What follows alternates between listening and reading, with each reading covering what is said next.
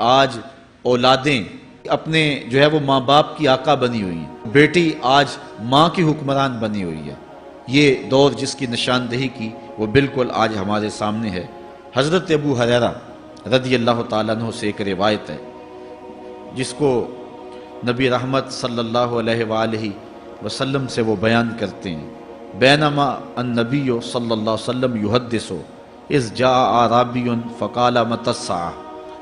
حضرت ابو ہریرہ فرماتے ہیں کہ ہم حضور کی خدمت میں بیٹھے ہوئے تھے، ایک شخص حاضر ہوا، اس نے حضور سے کہا کہ حضور قیامت کب آئے گی؟ یہ سوال کیا، متی الساعہ، قیامت کب آئے گی؟ آقا کریم علیہ السلام نے اس کو جواب دیا، اذا ضیعت الامانہ فانتظر الساعہ، جب امانت کو ضائع کر دیا گیا تو سمجھ لے قیامت آ گئی۔ جب امانت کو ضائع کر دیا جائے گا تو سمجھ لے قیامت آ گئی ہے۔ قال کیف اضاعتها، عرض کی حضور امانت کو ضائع کرنا کیا مفہوم رکھتا ہے، اس کا مطلب کیا ہے؟ تشریح پوچھی حضور سے، تو حضور علیہ السلام نے جو جواب دیا وہ سماعت کیجئے۔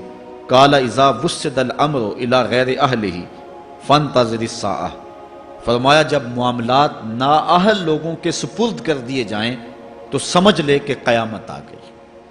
جب مسندوں کے اوپر مسندوں کے حقدار نہیں ہوں گے، جب زاغوں کے تصرف میں عقابوں کا نشیمن آ جائے گا، جب تخت و تاج کے مالک غدار، بے دین اور نااہل لوگ ہوں گے، جب تخت و تاج کی حکمرانی اور مسلح و امامت کے مسند کے اوپر بیٹھنے والے بھی نااہل ہوں گے، تو پھر سمجھ لینا کہ قیامت جو ہے وہ ظاہر ہو رہی ہے، اور قیامت کا پھر انتظار کرنا۔ آج جس زمانے سے ہم گزر رہے ہیں، ہم ذرا نظر اٹھا کر کے دیکھیں تو جس بھی منصب پر ہم کسی شخص کو دیکھتے ہیں، الا ماشاءاللہ کثیر تعداد یہی ہے کہ نااہل لوگ جو ہیں وہ عالی مرتبت مناصب کے اوپر بیٹھے ہوئے ہیں، جو کہ ان کے حقوق کو اور ان کے انتظام کو بھی نہیں جانتے، جو اس مسند کے تقاضوں سے بھی آگاہ نہیں ہیں، وہ بھی اس مسند کے اوپر بیٹھے ہوئے ہیں۔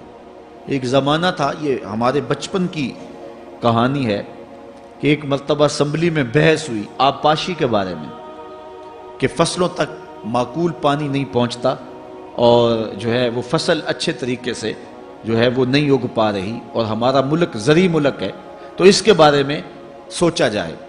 تو بہرحال اس پہ جب بحث شروع ہوئی تو ایک رکن اسمبلی اٹھا، اس نے کہا کہ پہلی بات تو یہ ہے کہ فصلوں تک پانی پہنچتا ہی نہیں ہے، اور دوسری بات یہ ہے جو پہنچتا بھی ہے وہ بھی راستے میں جو بجلی والے ہیں وہ بجلی نکال لیتے ہیں، اب وہ بجلی نکل چکی ہوتی ہے پانی سے، اب وہ خالی پانی جو ہے وہ فصلوں کو کیا کرے گا؟ تو جب نااہل لوگ ایسی مسندوں کے اوپر اور ایسے مناصب کے اوپر بیٹھے ہوئے ہوں گے اور ہم لوگ ان کو منتخب کرتے ہیں، تو پھر آپ قیامت کا انتظار کیجئے، پھر قیامت آنے میں کوئی دیر نہیں ہے۔ تو حضور علیہ السلام نے دو لفظوں کے اندر قیامت کے بارے میں یہ بات ارشاد فرما لی۔ یہ میں نے آپ کو اپنے بچپن کی کہانی سنائی ہے، لیکن اس دور کی کوئی ایک کہانی ہو تو میں آپ کے سامنے رکھوں۔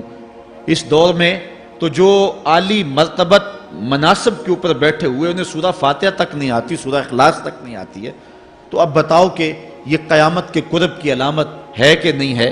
آپ دیکھیں جس تخت پہ بھی، جس تاج پہ بھی، اور جس مسند اور منصب پہ بھی جو موجود ہے، کیا وہ اس کا حق ادا کر سکتا ہے یا اس کی اہلیت رکھتا ہے؟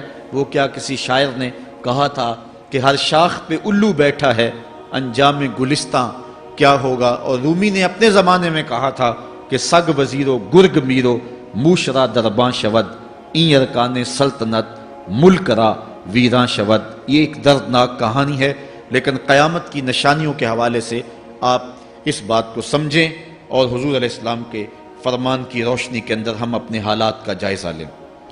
حضرت انس رضی اللہ تعالی عنہ سے ایک روایت ہے، کہتے ہیں سمعت رسول اللہ صلی اللہ علیہ وسلم یقولو، میں نے حضور علیہ السلام کو فرماتے ہوئے سنا ہے۔ یہ حضرت انس رضی اللہ تعالیٰ عنہ وہ صحابی ہیں جنہوں نے 10 سال تک حضور کی نوکری کی ہے، اور کہتے ہیں 10 سال میں ایک بار بھی ایسا نہیں ہوا کہ حضور نے مجھے اف بھی کہا ہو۔ کہتے ہیں کبھی ایسا ہوتا کہ میرے ہاتھ سے کوئی برتن ٹوٹ جاتا ازواج مطہرات جو ہیں وہ اس پہ ناراض ہونے لگتی تو حضور علیہ السلام روک دیتے، فرماتے اسے کچھ نہ کہو، اس برتن کی عمر ہی اتنی لکھی ہوئی تھی، یہ اتنے عرصے کے لیے ہی پیدا کیا گیا تھا۔ تو آقا کریم علیہ السلام نے جو ہے وہ ازواج مطہرات کو بھی روکا کہ وہ مجھے جھڑکے نہ۔ خدم تو رسول اللہ صلی اللہ علیہ وآلہ وسلم 10 سنین، میں نے پورے 10 سال حضور کی نوکری کی ہے۔ بلکہ جب آپ کہیں گے کہ حضور کے خادم کا نام کیا ہے، سارے صحابی حضور کے خادم ہیں، لیکن نام حضرت انس رضی اللہ تعالی عنہ کا آئے گا، یہ حضور علیہ السلام کے خادم خاص ہیں، اور حضور سے بہت ساری باتیں انہوں نے سنی ہیں۔ تو ان باتوں میں سے ایک بات کہتے ہیں، سمیت رسول اللہ صلی اللہ علیہ وسلم یقولو، میں نے رسول کریم صلی اللہ علیہ وسلم کو کہتے ہوئے سنا، ان من اشراط الساعۃ ان یرفع العلم، قیامت کی نشانیوں میں سے ایک نشانی یہ ہے کہ علم اٹھا لیا جائے گا، جہالت پھیل جائے گی، علم اٹھا لیا جائے گا۔ آج لفظ زیادہ ہو گئے، انفارمیشن زیادہ ہو گئی ہے، لیکن جس کو علم کہا جاتا ہے، جو مومن کے سینے کا جمال اور نور ہے، آج وہ اٹھا لیا گیا ہے۔ آج لوگ کہتے ہیں جی جتنا علم آج ہے اتنا علم پہلے تو نہیں تھا۔ آج کوئی غزالی دکھاؤ، کوئی رازی دکھاؤ، کوئی رومی دکھاؤ، کوئی احمد بن حنبل جیسا شخص دکھاؤ، کوئی محمد بن حسن شیبانی جیسا شخص دکھاؤ، کوئی امام ابو حنیفہ کے نالین کی خاک جیسا شخص بھی دکھاؤ، تو یہ ایک غلط بات ہے کہ جی پہلے زمانے میں اتنا علم نہیں ہوتا تھا، اب علم بہت زیادہ ہو گیا، جی علم بہت زیادہ پھیل گیا۔ علم نہیں پھیلا ہے، یہ چند معلومات ہیں، انفارمیشن کا دور ہے، اور خبریں ہیں۔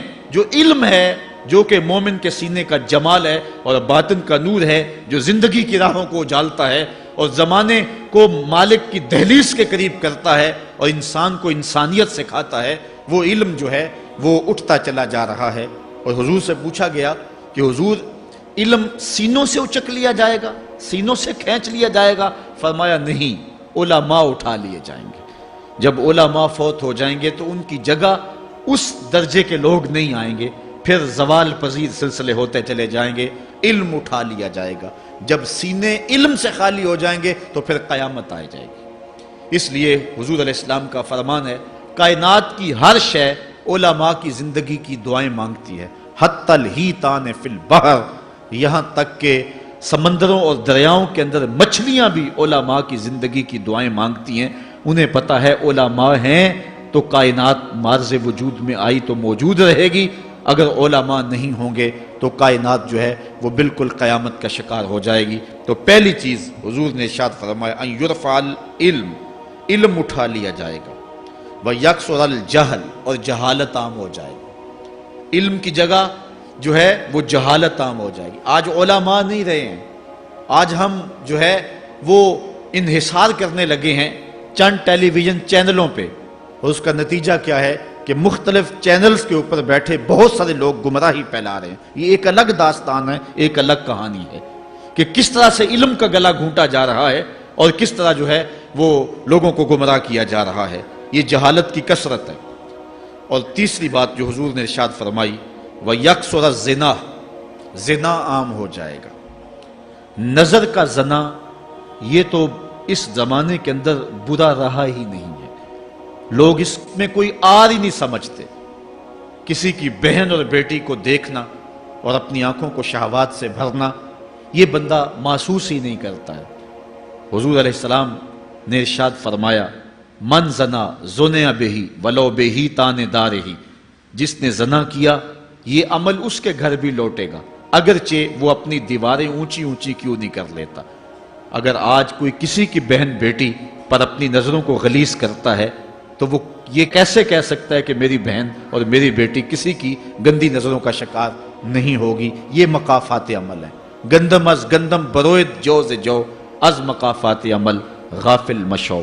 اس لیے بدکاری پھیل جائے گی، نظر کی بدکاری اور ہر طرح کی بدکاری، اور یہ اتنا برا اور کبھی کام ہے کہ اللہ تعالیٰ جل شانہ نے قرآن مجید میں اسے کھلی بے حیائی قرار دیا ہے۔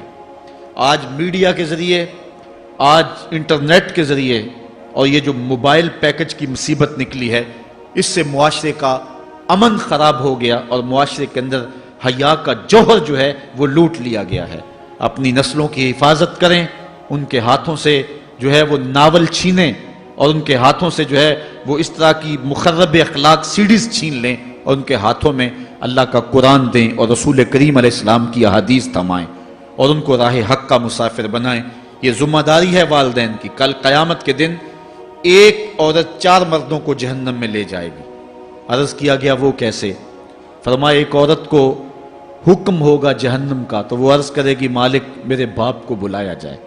باپ کو بلایا جائے گا، یا اللہ یہ میرا باپ ہے، میں اس کی بیٹی، میری تربیت کا جوہر اس کے ہاتھ میں تھا، آج جن بدکاریوں اور گناہوں کے سبب جہنم میں جا رہی ہوں اس کا ذمہ دار یہ ہے۔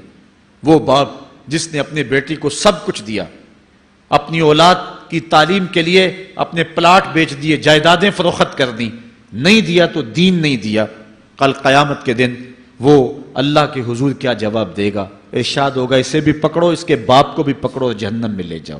عرض کرے گی نہیں مالک میرے بھائی کو بلایا جائے۔ بھائی کو بلایا جائے گا، مالک یہ میرا بھائی ہے، میں اس کی غیرت تھی، میں جن راہوں پہ چل کر کے تیرے عتاب اور تیرے قہر و غضب کی حقدار بنی اس کا ذمہ دار یہ ہے۔ اگر یہ مجھے روکتا، اپنی آبرو کی حفاظت کرتا، اپنی ناموس کا پہرا دیتا تو میں ان راستوں کی مسافر کیسے بنتی؟ میری خرابی کا ذمہ دار یہ ہے۔ اب وہ بھائی کیا جواب دے گا جو چوکوں اور موڑوں پہ کھڑا ہو کے آنے اور جانے والی بہنوں اور بیٹیوں کو دیکھتا ہے اور یہ سمجھتا ہے کہ میری بہنیں اور